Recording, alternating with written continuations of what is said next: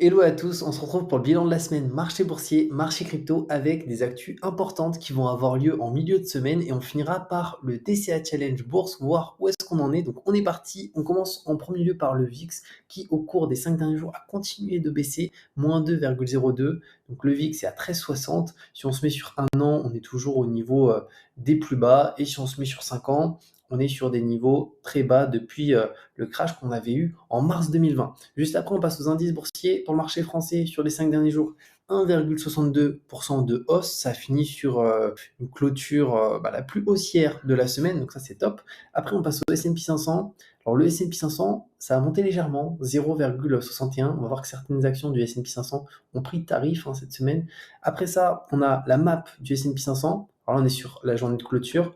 On va se mettre sur la semaine et on peut voir qu'il y a des GAFAM qui ont pris des belles baisses. Google, moins 4, Meta, quasiment moins 5, Amazon, moins 3,48 et Tesla, moins 7,59.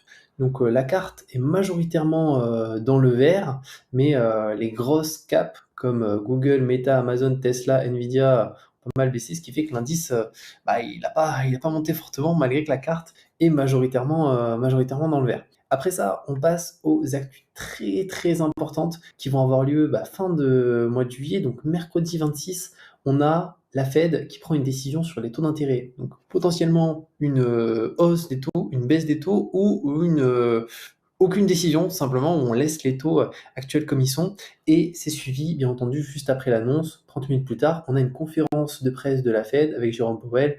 Donc c'est une conférence qui est aussi extrêmement suivie. Et donc c'est une journée très importante mercredi qui va avoir un impact sur les marchés à la hausse comme à la baisse en fonction de ce qui est dit. Et après, on a jeudi aussi 27, on a certaines actualités, toute croissance du PIB. Vendredi 28, on a les revenus des ménages américains, l'indice des prix PCE et les dépenses personnelles des ménages américains. Donc, semaine importante pour les marchés. Après ça, on passe à notre euro-dollar.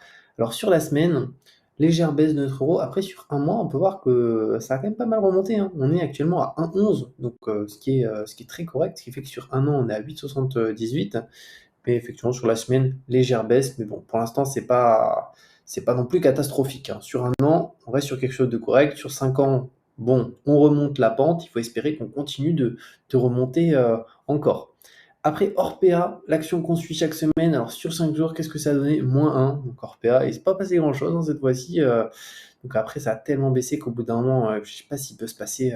Si, il peut encore y avoir des très grosses hausses, des très grosses baisses. Mais pour cette semaine, c'est léger, moins 1,02. Et la capitalisation de l'entreprise, on est à 115 millions. Donc, ça baisse petit à petit. Il y a quelques mois, on était à 130. Donc, la capitalisation baisse petit à petit.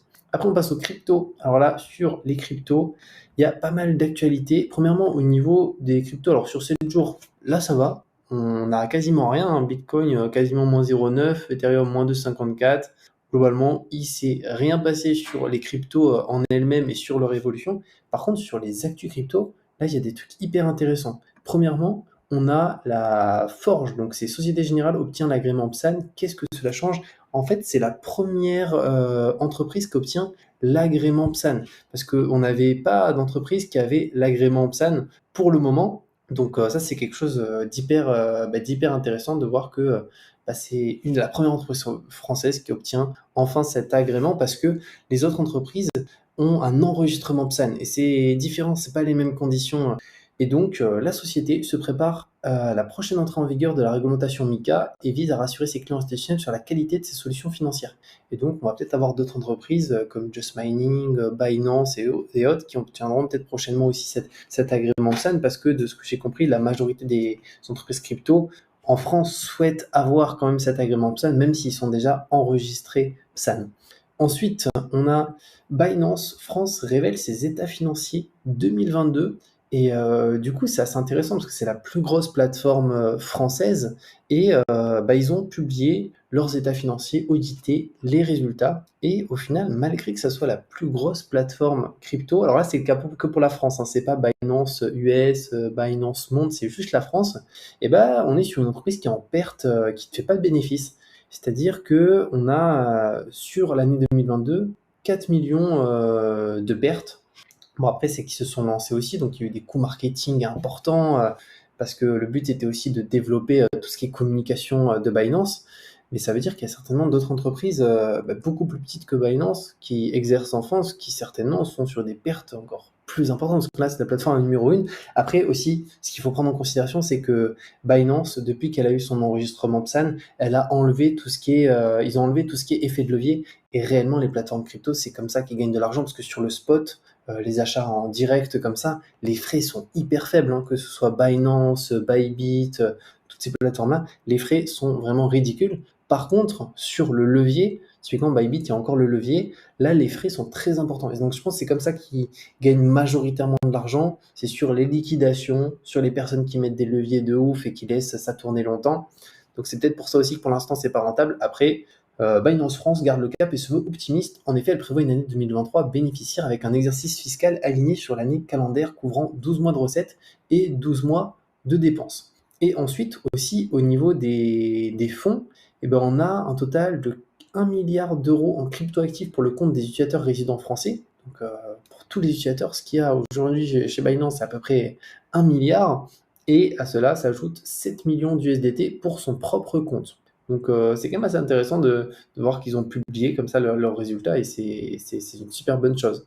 Après, on a la SEC juste ici. Gary Gensler demande une rallonge de 109 millions de dollars pour continuer à cibler le Far West des crypto-monnaies. Il déteste vraiment les crypto-monnaies.